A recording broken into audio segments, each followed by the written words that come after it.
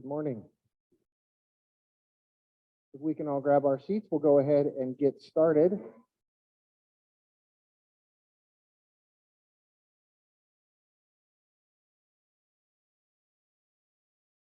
All right.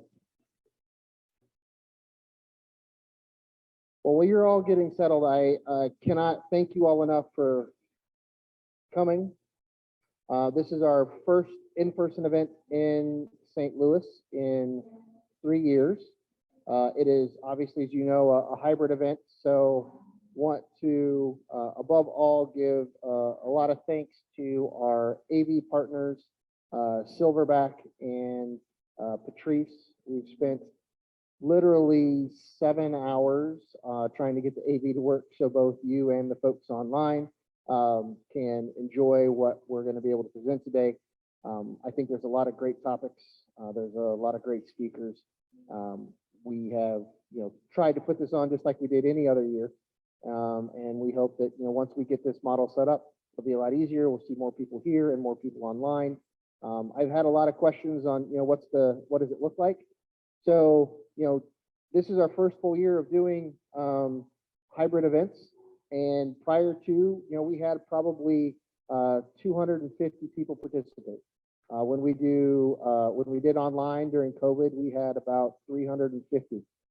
So our board wanted to make sure that we were continuing to connect with all of you in a way that best fit your opportunity and preference to engage. And when we talked to folks who joined by video versus in person, what we heard is about 80% of the people that joined by video weren't going to be able to make it in person. So we wanted to continue to offer that to them, but also to all of you who wanted that opportunity to come in person, have an opportunity to network, see people you haven't seen in a while, or I know for me, actually see someone for the first time that you've been talking to for 2.5 years. So I'm sure that is a new thing for a lot of us that we never would have thought of happening. But this event definitely doesn't happen without the MEI board, their commitment to making sure that the pressing and issues that are in the forefront of your mind in the coming years are the issues that we're discussing here. I hope that you will agree that this agenda that the board has helped put together is one that is engaging and will allow us to not only have the conversation here today, but take us into next year and the year after, as these issues are things that are not going away. They are not just fluff topics. They're very topical and deep. So hope you brought your notebooks, and I'm glad you're all here. So thank you. But outside of our board, we definitely could not be here without our sponsors. Our gold sponsors this year have been Evergy, Ameren, Missouri, and the Nature Conservancy. We want to thank them for their opportunity to present and be series sponsors. On our silver sponsorships, I appreciate Spire, Invenergy, Stinson, and Liberty Utilities. Again, many of these are series sponsors. They sponsor across the board to make sure that we can have a seamless process throughout the year. Our bronze sponsor, Polsinelli, and our partners, Mid-States Energy and the Missourians for Balanced Energy Future. We have media partners at RTO Network and the Energy News Network. Both of those entities are definitely engaged in a lot of the topics that we discuss here. And as I had mentioned before, Silverback Video, based here in Missouri, in St. Louis, but doing work across the world, have been very helpful here today, as well as Midwest Studios in Columbia, a nonprofit there to help entities looking to expand, do virtual, do concerts, events, and those type of things. And then our marketing partners, the Energy Bar Association and the Building Performance Association. So if a lot of you have been here before, but if you haven't yet, the restrooms are in the back. One more slide. If you're looking for Wi-Fi, there is the Wi-Fi. We'll leave that one up there for a second and go back. The Wi-Fi login and password for those local. Here we go. There we go. And while that's sitting there, the next slide has to do with membership. Obviously, if your organization or company is looking to engage in topics, both for your industry, but see an opportunity for growth, participating in MEI, including the opportunity for events like this, for collaborations, facilitations that we do. Contact myself or Patrice, and we'd be happy to loop you in and figure out how there's a benefit for you and your company to engage. So with that, just checking in, do we have our additional speaker? Fantastic. So we were kind of pausing here. We did not have our other presenter for this morning, but we do now. No matter what technology tries to do, we will overcome. Just remember that when the day comes. So if Commissioner Roop and Susan would like to come up, we'll go ahead and start our first session. Our first session has to deal with the legislative and regulatory roundup, specifically in Missouri and Illinois. We're very lucky to have Commissioner Roop from the Missouri Public Service Commission and Commissioner McCabe from the Illinois Commerce Commission here today to talk about what's going on in their respective chambers, what happened this year, what looks like to be coming down next year. And Susan, who is going to let you all know what the election results were like, what that meant for the General Assembly, how last year and the next year went or is going to go. She's got her tea leaves ready to tell you everything that's going to pass in 2023. Our first presenter, though, is our virtual one. So again, one of the benefits is that we can bring in speakers that can't make it to St. Louis. So I'm very excited to bring to you Commissioner McCabe, who has presented with us before, and glad to have her back. Now as her second stint as commissioner in Illinois.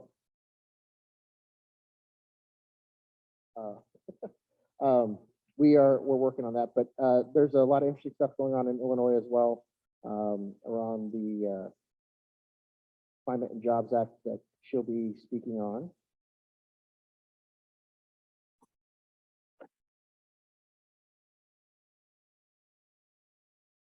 Okay, while we're waiting, I did have one question. We met some folks from Iowa. So far, that's the farthest person who's had to drive from Iowa. Anyone that has driven farther than Iowa? Okay, so you guys win the furthest to travel. Fantastic. All right, now who's the closest? I know, Andrew, don't you live pretty close to here? 10 minutes away. Anybody live closer than 10 minutes? Bryce? How close? A mile away. Anyone else? All right. Well, we got a mile and what was like 300, 350?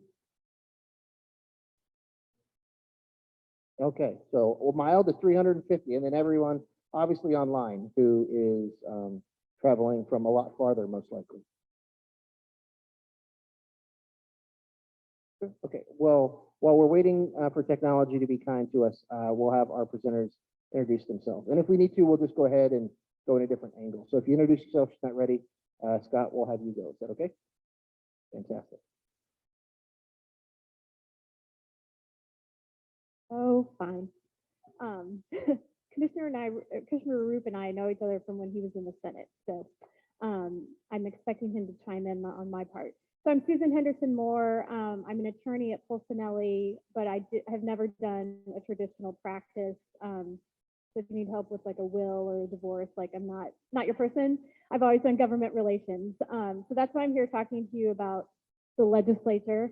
And it's always interesting for me to be at conferences like this where all of you are substantive experts in things that you know way more than I do about the energy issues. I'm a contract lobbyist, so I switch the topic I talk about 5 times a day. So I do spend time in the energy space, but not all day, every day like you guys do. So really when I am talking after the other commissioners go, we're just going to be talking about the environment of the Missouri legislature, like you said, the elections, kind of what we anticipate coming this year. We have new leadership, like hope springs eternal that we might have a functioning Senate. So we'll see. So that's kind of going to be the space that I'm talking about. I love questions. I think the reason people like to talk about politics, good or bad, like it's always interesting. So you can ask things of substance, you can ask about gossip. I'll try to be as honest as I can. So there you go.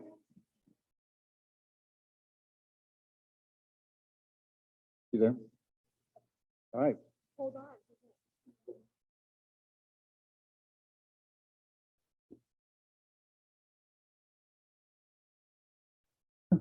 It's great to see you. You're always a commissioner to me. That way. Of course, where's the camera? She probably can't even see me, so. All right, Commissioner McCabe, you are up. You want to go ahead and start? Yes. And folks there are going to manage my slides so you can progress. I think these are someone else's slides. Mine's the Illinois Commerce Commission. I'm in my second term. My first term was March 2012 till January 2017, and I rejoined the commission in February of this year. Next slide. One of the reasons I returned is that in September of 2021, the Illinois General Assembly passed an almost 1,000-page bill called the Climate and Equitable Jobs Act. And it lays out new renewable goals for the state, including 40% renewables by 2030, 50% by 2040, and net zero by 2050. So we join a number of other states with that ambitious goal. It also doubles the renewable portfolio standard and increases funding to meet the RPS goals from $230 million a year to $580 million a year. It sets retirement goals for coal and gas electric generation and a 1 million EV goal by 2030. Next.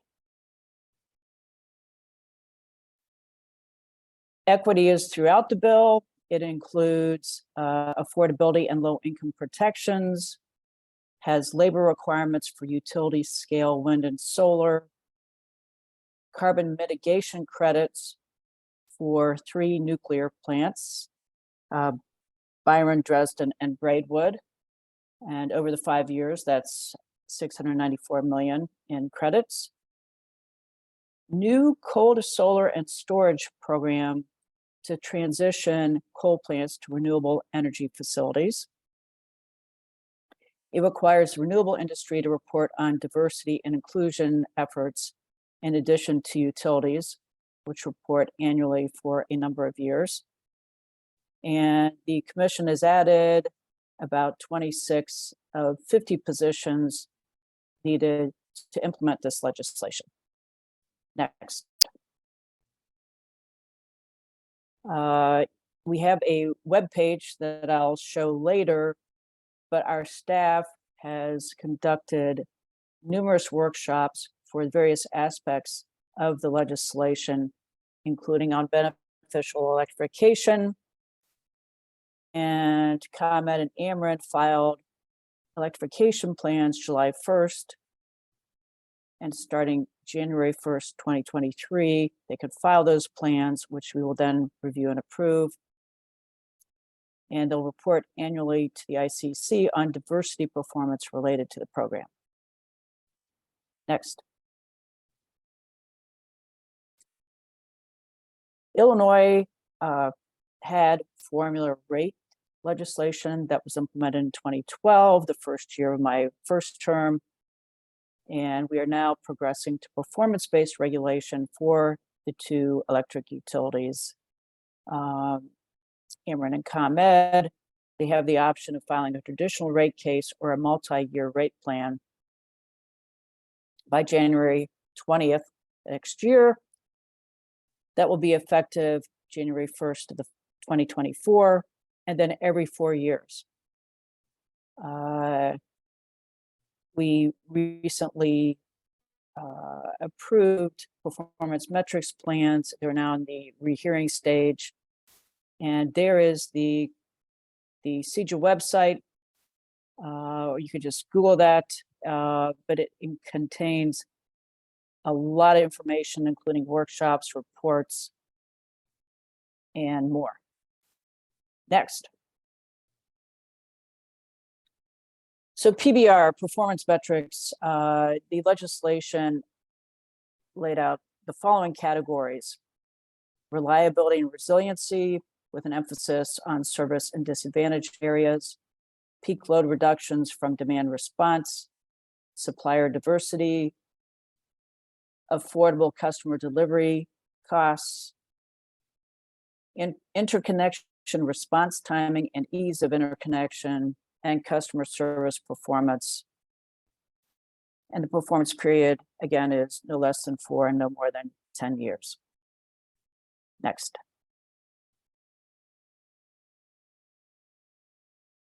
The Illinois Power Agency develops renewable procurement plans that the Commission approves. CEJA increased procurement goals. The IPA will procure 10 million RECs by the end of, or did procure 10 million RECs by the end of 2021, and that will increase to 45 million RECs by the end of 2030. Those are renewable energy credits. 45% from wind and 55% from solar.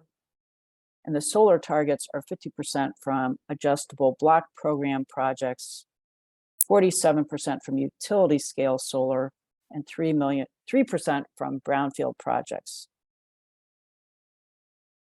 The Commission approved the 2022 long-term renewable resources procurement plan, authorizing over $1 billion to procure new renewables energy over 2 years.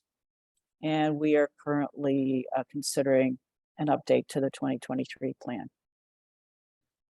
Next.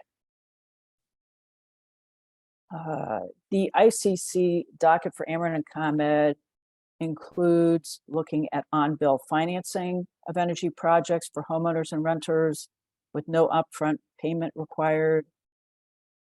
Under CEJA, electric and gas utilities may not request deposits for low-income customers or impose late payment fees. That began immediately for the electric utilities and starts January 1st for the gas utilities.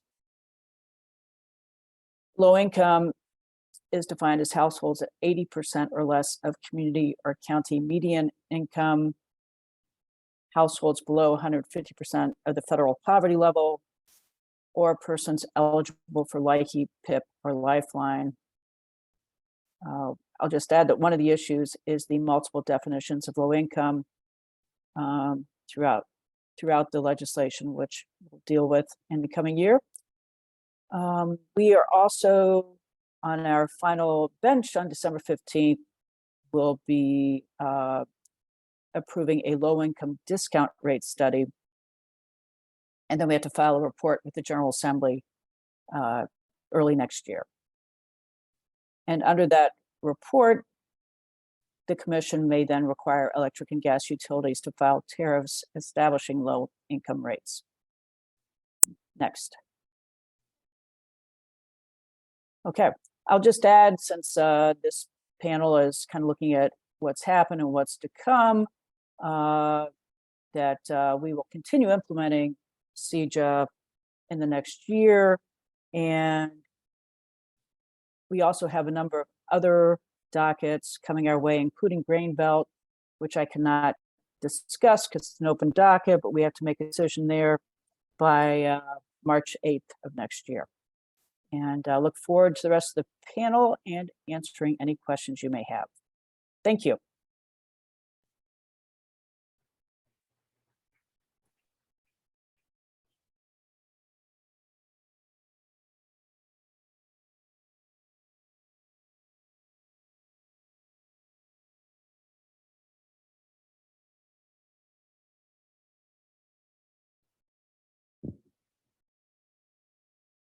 Good morning, everybody. My name is Scott Roop. I am a commissioner of the Missouri Public Service Commission. I have had the great opportunity to be a commissioner there for 8.5 years, serving a 6-year term. I was in the Missouri Senate for 8 years prior to that. and also served in the Missouri House for 2 years prior to that. And my wise choice to never get involved in any energy issues during the 12 years I was in the legislature is what qualified me to become a Missouri Public Service Commissioner. So I have been on a very steep learning curve the last 8.5 years, and I think I'm at now the 3rd grade level of where I need to be. But 2002 was a very busy year for the Missouri Public Service Commission, and we had quite a few large issues coming before us. Obviously, general rate cases, which, you know, I'm making the assumption everyone knows what the Missouri Public Service Commission here does. If you do not, please raise your hand, and I will give you a 30-second. Okay, very good. Thank you. And those online, raise your right hand if you haven't heard. Okay, seems like everybody knows. So general rate cases, we had a lot. They take a lot of our time and energy. I'm not going to run through those because really it's inflation is Christmas time. Who wants to hear about their energy rates going up? Not me. So first thing I'm going to talk about is securitization. Securitization was a tool that the legislature helped us put in our toolbox that would give us the opportunity to use more things to help smooth out costs, especially with the idea of some retiring coal plants. But we had this thing called Winter Storm Uri that happened in February of 2021 that came through, and basically it was a really cold storm and nobody could get energy. Gas wasn't flowing, coal piles were freezing, you know, some plants down in the Texas and southern region were not winterized because they never had to be. And then all of a sudden, nobody could get energy. So what happened? Prices spike. And if prices spike as much as they did, you don't want your customers opening up their bill. It should be $60 a month and it'd be $600 a month because of the massive rise in cost of fuel to make electricity. So we were able to take the securitization law and basically use that to kind of smooth out some of the high costs the customers would have incurred. So basically what we did is the proposed issuance of security utility tariff bonds was expected to provide quantifiable net present value benefits to customers as compared to the recovery of the components of the securitized utility tariff cost that would have been incurred through the normal rate making process. Anybody understand that? Raise your right hand. If you didn't understand that, raise your left hand. Ooh, all right, cool. You're all like me. So yeah, really what we just did is we were just able to just smooth out those costs by issuing some bonds and allowing them to do that. That's pretty much kind of how we solved that. So somebody has to pay, the ratepayers are going to have to pay because we pass a lot of the cost on the fuel to the ratepayers. So we did that, but we did that for pretty much, we did it for Liberty. We did that, you know, for a lot of the utilities and stuff. Plus, we also were able to apply the new securitization law to the closure and the cost relating to the closure of the Asbury coal plant. So moving on to the economic development section, the things we dealt with dealing with economic development. In March, we approved Evergy's high load factor MKT tariff for a data center in Kansas City, Missouri, of which the tariff and the rates were basically designed to provide you know, specific needs to what data centers, how much energy they're going to use in their footprint, while also considering that rate and how it would affect other ratepayers, other rate paying classes, residential, other large large manufacturers, also factoring in the job creation and the economic development for data centers, you know, because data centers hire a lot of people. Okay, tough crowd. Then talking about EV transportation, electric vehicles, some of the things we dealt with on that aspect is in the beginning of the year in 2022, we approved a whole bunch of electrification programs dealing with transportation for Evergy and the Empire District as well. So for Evergy, their programs included a rebate for level 2 home charging equipment. So if you wanted to put a level 2 home charger, you can get a little rebate back from Evergy on that. Plus an electrical rate specific that's just for transit authorities. So if we have different transit authorities to kind of promote them using more electric vehicles, and also an approval for a limited expansion of Evergy's pretty much already robust Evergy's EV charging network. In the Empire District service area, we included there's 5 pilot programs that we approved. Some included a residential program, a charging program, 2 commercial charging programs, and a school bus charging and non-road charging program. The non-road would specifically kind of be more for forklifts and those types of things. So pilot programs trying to see how those would work and incentivize EV adoption through the rates and the designs we have. We also did here in the Ameren footprint, we did extend Ameren's Charge Ahead for their efficient electrification program. We extended that through December of 2024. If you want to take a look at rate design, what we did is we finally approved some time of use rates for Evergy's residential customers. This was after years and years and years and years and years of study by Evergy.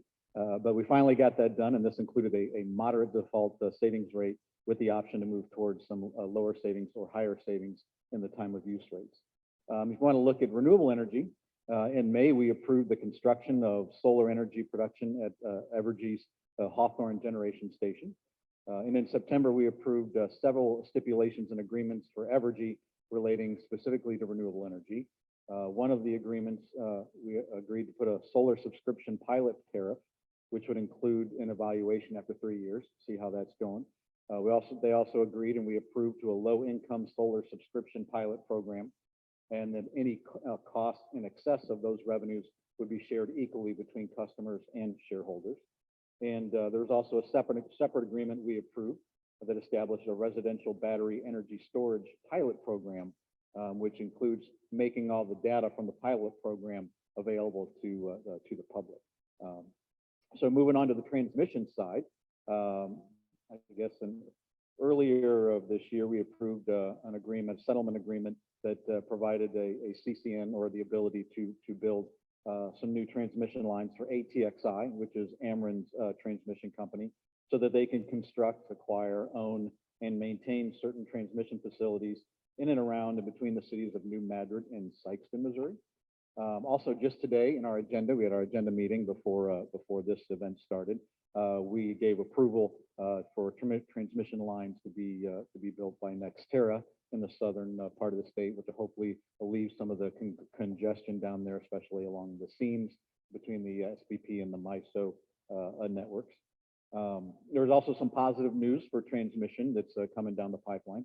The Department of Energy has approached MISO and SPP, the 2 RTOs that cover the regional transmission organizations that cover Missouri here, and that they have a joint group, the SPP MISO Joint Targeted Interconnection Queue, or the JTIQ, because we love acronyms in this business. And they have a study which identified a handful of transmission projects that would really address the significant transmission limitations near the SPP MISO seam. And what the DOE said is that those projects should qualify for the funding through the newly created Grid Resilience and Innovation Partnership, which was part of all the federal money that came raining down from heaven not too long ago. And that money that's just now available can be used to build transmission. And so we have to go through the proper application process, but if approved, it would cut those transmission costs to build those new transmission lines by 50%. And hey, who doesn't like a 50% off project? Looking at energy efficiency, we did approve earlier this year a 1-year extension of Evergy's energy efficient program under their MEA. And that also included their PAYS program, the increase of capital budget of $6 million, and their program budget to approximately $1.9 million. We did approve a settlement agreement for Ameren and to increase their residential home heating and cooling program under their MEA portfolio, and also approved an agreement to allow $6.7 million to be added to Ameren's MEA, their standard and customer incentive program budget. Let's see, also in Liberty, we did have a settlement agreement that we approved that extended Liberty's MEA Cycle 1 programs for an additional year that'll now go through December 31st of 2023. And then the commission also is looking forward to receiving a report from the Department of Education, Department of Energy, see all these acronyms, DOE, on DER aggregation, that we were able to get a technical grant to kind of get that project underrolling so we can start moving forward on those things. Dealing with FERC, we do deal a lot with the federal FERC cases. We intervened, the Public Service Commission of Missouri intervened on 20 FERC gas and electric cases in fiscal year 2022. Of those 20 cases, we filed comments or protests in 5 of those cases in which there were specific concerns that we thought would impact Missourians in there. We did a whole lot of other stuff, some really interesting stuff, which will be in our annual report, but I didn't want to share that all and rob you guys of the ability of the highlight of your reading year of looking at the annual report that'll be coming out soon. So watch for your inbox on that. There's also some other stuff that we did. That is in addition to all the rate cases like I talked about, but been a busy year at the commission. Things run well at the commission. We have good relationships with all of our utilities. We have excellent utilities here in the state of Missouri. And we also have 5 commissioners that also get along very well. We do what we think is the best. Everyone checks any type of bias or political background at the door, and we all work together to do what we believe is the best for Missourians. We don't always agree. A lot of our issues are 5-0. That is usually because we try to work out any differences beforehand. But there are a lot of cases that are 4-1 because there's one commissioner that sometimes just has to speak his mind and just leave it at that. So thank you very much for your time and attention today. And I look forward to hearing Susan's comments as she regales us on the political and legislative side.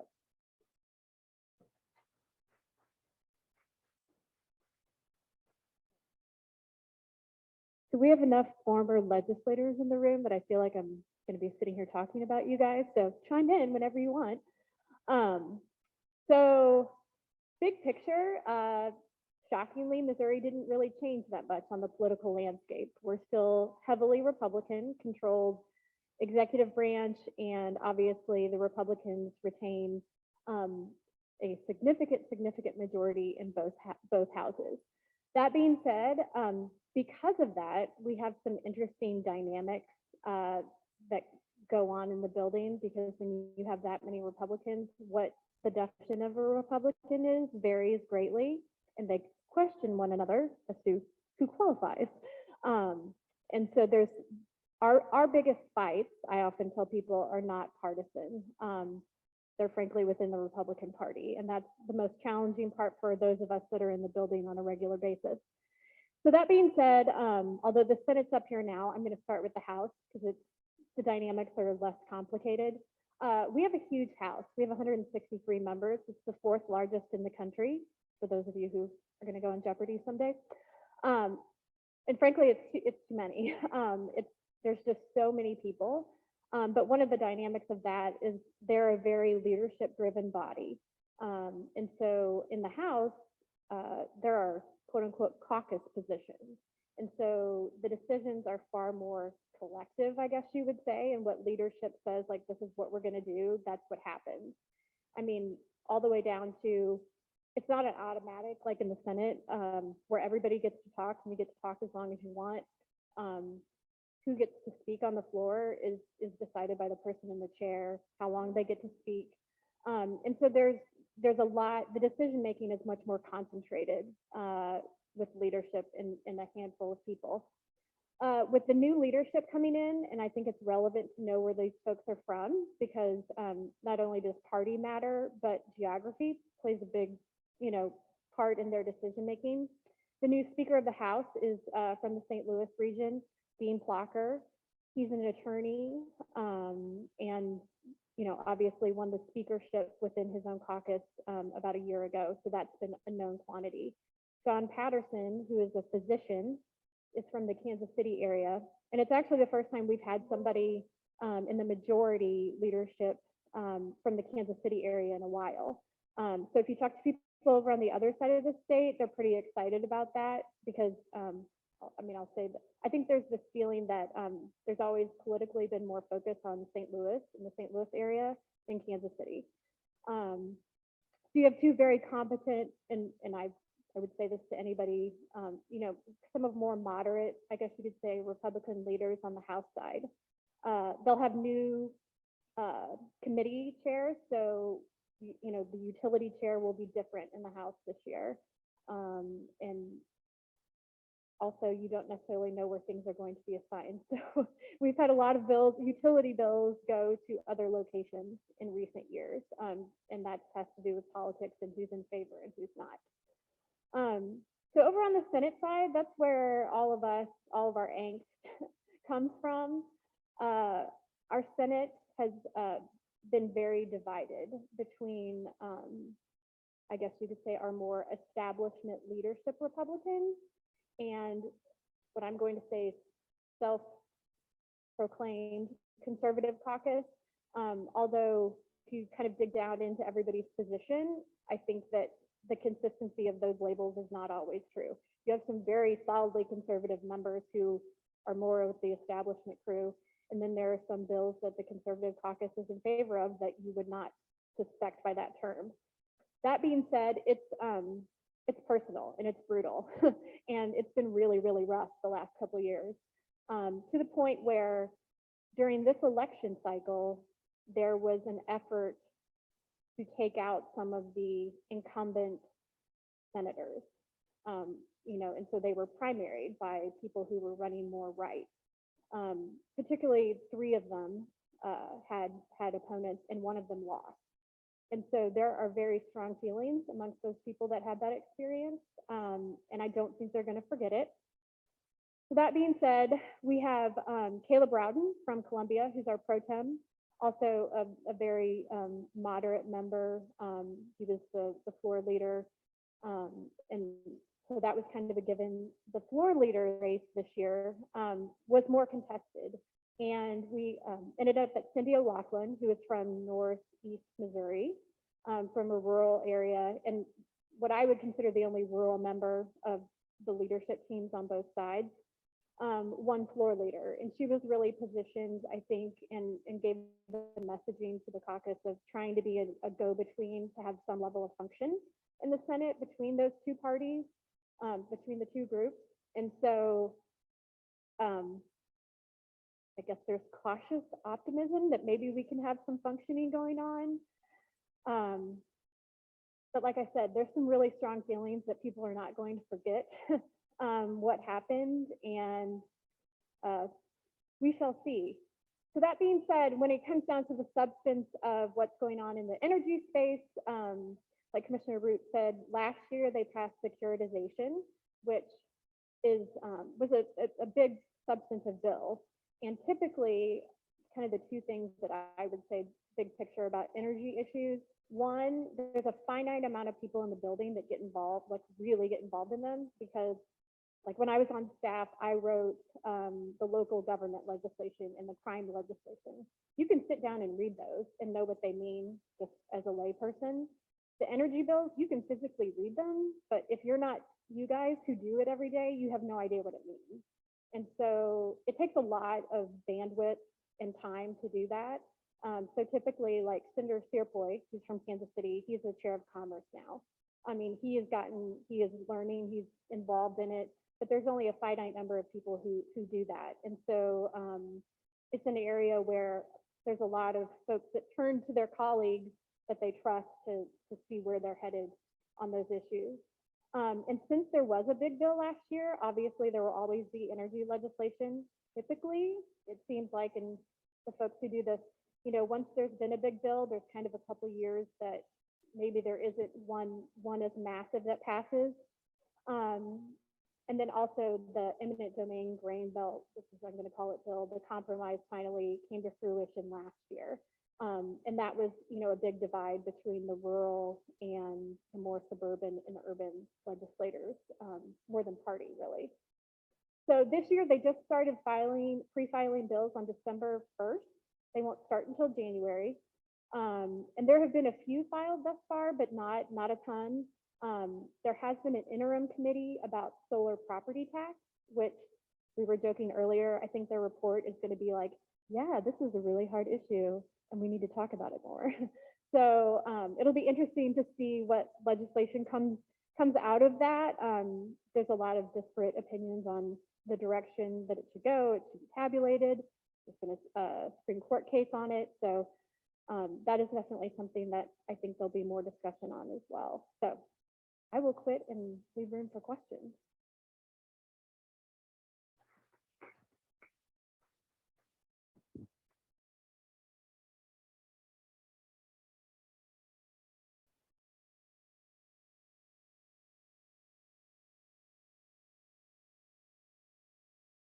hold on a second. I would appreciate, we'll just use the microphone to make sure the folks online can also hear. Thank you very, thank you very much, Josh. Commissioner Root, I would like to offer the opinion that the commission should rework if it's, I think it's your purview, Ameren's decision to true up solar production in terms of the payments that they make from monthly to annual. At this point in time, from my economic analyses over and over again, compared to Illinois, where you can, where they do true up annually, if we were to put solar on a home and it doesn't get penalized for overproducing in a month by only getting the marginal rate of the cost of electricity, which is 2.5 cents, you effectively penalize the distributed energy generation opportunities in the state of Missouri through solar by 40%. Okay, so that's a big hit in terms of the state trying to move forward and become more self-reliant, have a little bit more resiliency, things like that, and have homeowners somewhat more protected from grid outages that do have solar. So, I mean, that's a big hit on a solar industry that's developing here too. So I would suggest that the commission reevaluate Ameren's position, which I guess they presented and you approved, that they true up monthly, and ask that they please move to an annual true up posture. Great, no, I appreciate that. And if you have any information or data on where you came up, how you calculated the 40% reduction, let's send that to us, and I'll, you got piles. Okay, send me a bullet sheet, like a one pager would be awesome. And with maybe links. So that'd be good. Great, thank you.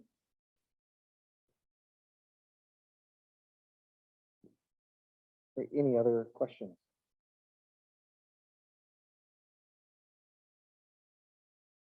And a question I had for you is, I was wondering, when you're trying to implement CJ, it seems very complicated. How likely do you believe that you will be able to succeed in the implementation in the next 12 months the timeline that you provided? It's further complicated because the bill passed 6 months later than You're not hearing anticipated. me, Ann? Are you muted? No, can you hear me now?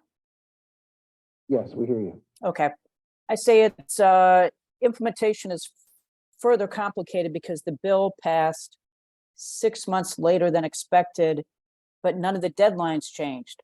So staff, stakeholders, parties have all been, I think they're exhausted with all the filings, workshops, meetings. But I think the first 2 years will be the really busy ones, and we're managing to meet all the goals. I just thinking about our two states' relationship, and the one thing I did not speak about was Renewable Energy Access Plan that we will also approve on December 15th. And that's a result of a staff stakeholder effort with Brattle and others. But that looks at the relationship between the two RTOs in Illinois, PJM and MISO, and resource adequacy in MISO Zone 4, Ameren, Illinois area is a big concern. And this report will look at how do we integrate all these growing renewables, what transmission is needed, how do we facilitate power exchanges between the two RTOs and related issues.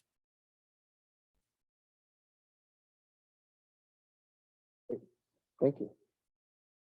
Any other questions? Yes, Andrew. And to get to you.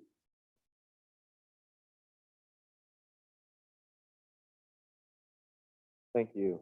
Andrew with Renew Missouri. Hi all. Susan, I just wanted to ask you or tee this up for whoever. So in Missouri, when we're looking at our legislative outlook for energy, just wondering if you could give an opinion, if you have one, about what might be the kind of ranked priorities that we might see in the legislature. I know last year we had a lot of activity around solar that set up these task forces, and those kind of need to play out. So perhaps we won't see as much activity around that. But generally in the utility space or the energy space, do you have a sense of how leadership sees big items in terms of priority? Yeah, so one thing that's kind of interesting in general is there isn't this kind of sometimes we go into the year and there's like this big thing looming out there, and that we don't have a real clear agenda, you know what I mean? Even big picture, other than the fact there are like 80 bazillion education reform bills that have been filed. But I do think solar will continue to be, definitely a topic of discussion, simply because it's becoming more prevalent. The areas where it's, going and developing is broadening, whereas, kind of a few years ago when we were dealing with wind, that geographically is more limited.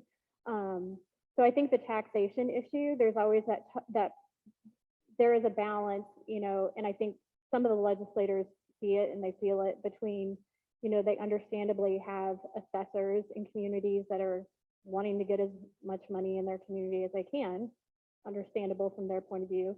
You also have the folks on the other side, whether it be utility or a solar developer, that want an environment where it's stable, you know what you're going to be paying, but you also don't want Missouri to become so unfavorable that it doesn't happen. And interestingly enough, we have two members of the Senate that are coming over from the House that are two of the people that are pretty engaged on energy issues. Tracy McCreary, who's from the St. Louis area, and Travis Fitzwater, who is kind of, between Columbia and St. Louis, and very different viewpoints, but both very competent, and I think will be willing to delve into the substance of it. I personally, you can ask the folks back there too, I think it would be great to see both of them on Commerce, because I think both of them do substantively look at the issue. So that being said, I mean, there's still the Springfield, both the senator and the rep have already filed a nuclear bill. Quip is what I think of it as. And so we've seen that thus far. I mean, I'm sure there'll be some repeats of things that came last year that, didn't come to fruition. I know that, I mean, there's always repeats in that area. Obviously, there will be a lot of Democratic bills that lean more towards some of the renewable initiatives. That, it's a tougher row to hoe, but like I said, I think in the Senate, there's always a lot more room for discussion and compromise on those. So. I'd like to say the stuff that Susan can't say. So at least the time when I was in the Senate, utility bills, anything dealing with energy and stuff, it was pretty contentious and stuff. And you got big utilities and you got advocates, you have environmental groups and everything. So whenever you got a utility bill passed, there was always an unwritten rule, which was basically like, yeah, don't come back for 3 years. Seriously, we just, yeah. Yeah, so you're probably not going to see anything for a while, because it just opens up a whole other thing. The other thing for the advocates and for those that are very involved, be careful, because interim committees is where we used to send stuff to die. That it was like, oh yeah, we're going to study it, and it was like, yeah, whatever. It's just really just to placate the people that were doing something. So now, great legislation has come out of those committees, but it has to have a champion. There has to be a champion that's really going to push it. The person has to be either A, in the leadership of the House, the Speaker or the pro tem, the floor leader or the rules chairman, or it has to be senator, and that person probably needs to be in the majority party. So without those things, it makes it really difficult. But sometimes I would watch organizations and their lobbyists like, oh, hey, we got it. We got our bill referred to committee. Oh, that's a great thing. The next year, oh, our bill got a hearing. Oh, that's a great thing. And the next year, oh, yeah, it got voted out. And so it's just kind of be mindful that sometimes these things are ways to placate, not to actually move the ball forward. Thank you very much. Tim, another question? Yes, thank you very much. Tim Michaels, Energy Resources Group. Thank you, Andrew. I forgot to introduce myself last time. As much as I am chagrined by your recent answers, I still think it's important for us to try to, as Sisyphus did, push the rock uphill. Must have been 20 years ago or so. Can you hold it a little bit closer? Must have been 20 years ago or so. I served on committees working on one of the first Missouri energy plans. And at that point in time, we had already identified that there was over 300 million, now inflation adjusted probably to 600 million of ripe opportunities in state-owned facilities to reduce energy significantly.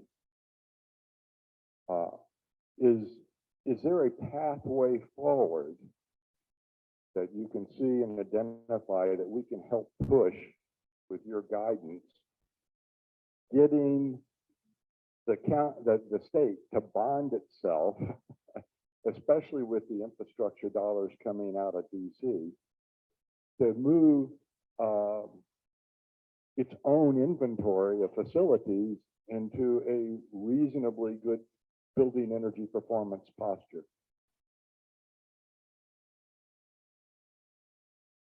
I can speak to my experience, back when I was in the Senate, and a lot of those studies were coming out, and there was a lot of low-hanging fruit that organizations would come around and make proposals to the state and things where we can come in and you pay us this amount of money, and we guarantee we'll save you this amount of money, and then we'll do that.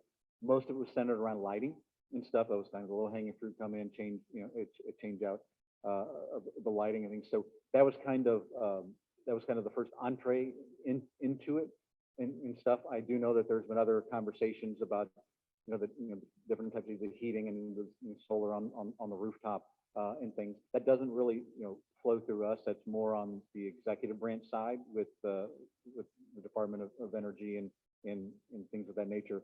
But I do know they kind of do go through the appropriations process, because a lot of that does flow through the appropriations when the Senate and the House has to approve the budget.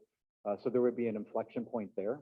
There should be something usually in the department's budget proposal and something like that. So that'd be a place you could look to kind of, this is my inflection point. This is what we could push for and give you something. Sometimes this is so big and stuff, like, where do we start? So you kind of got to have an inflection point. I would look there. I mean, the state is always looking for options to reduce costs, but there is always as many options there are to reduce costs. There's usually as many vendors out there ×3 that have a proposal of which reduce costs. Sometimes they benefit the vendors more than they benefit the states. I know they have to filter through those, but finding that inflection point is kind of the key spot. You want to add anything? I was just going to say, with the political environment that we're in, to be brutally honest, I mean, going green for the sake of going green is politically not feasible. It's just not. And so you have to really focus on the economic arguments of it. So whether that conversation would be with legislators or whether you're talking to the executive branch, I mean, I just think that's the way you have to frame it. I think that is a great way to end this session and go into the next one. Thank you, Commissioner Root, Susan, and Commissioner McCabe. Thank you very much for joining us from Illinois. Thank you.